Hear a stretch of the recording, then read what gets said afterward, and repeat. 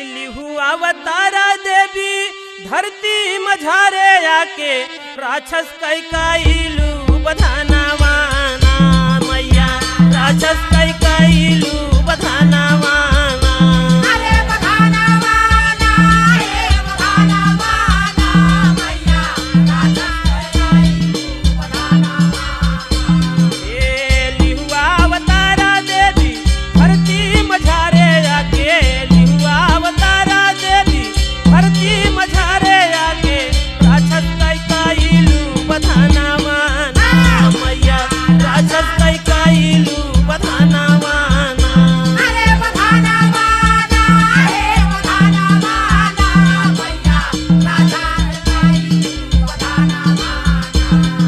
ये बड़े बड़े बीरावन कई तोड़लू गुमाना देवी बड़े बड़े बीरावन कई तोड़लू गुमाना देवी जाने ला सकल जहाना वाना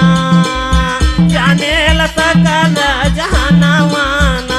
अरे बधाना वाना हो बधाना वाना मैया जाने सकला जहाना वाना ये जब जाप धरती पे पपगाड़ू आइल मैया जब जाप धरती पे पपगाड़ू आइल देवी तब ताब आइलू समाना वाना मैया तब ताब आइलू समाना वाना अरे कमाना वाना हे कमाना वाना मैया तब ताब आइलू कमाना वाना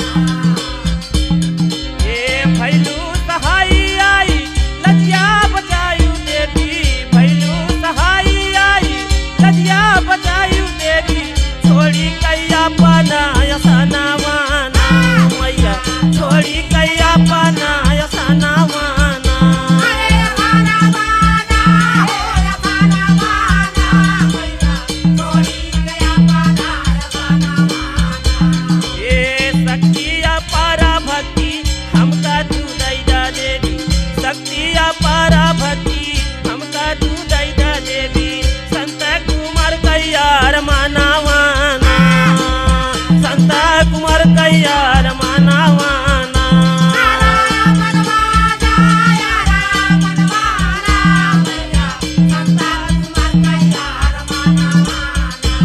ये लिहुआ अवतारा देवी धरती मझारे आके लिहुआ अवतारा देवी धरती मझारे आके राक्षस कैकाइलू बधाना वाना